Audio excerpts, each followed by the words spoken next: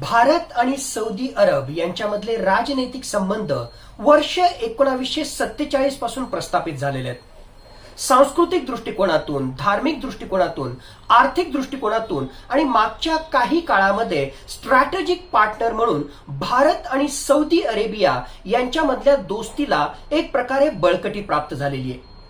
आज देखील भारताचा सौदी अरेबिया हा 4th लार्जेस्ट ट्रेडिंग पार्टनर आहे आणि साधारणतः भारताला लागणाऱ्या पेट्रोलियम पदार्थापैकी 18% पेट्रोलियम पदार्थांची आयात भारत हा सौदी अरेबियाकडून करत असतो.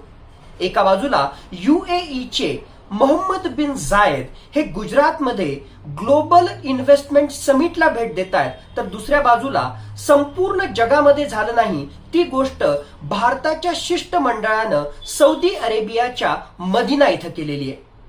सौदी अरेबियाच्या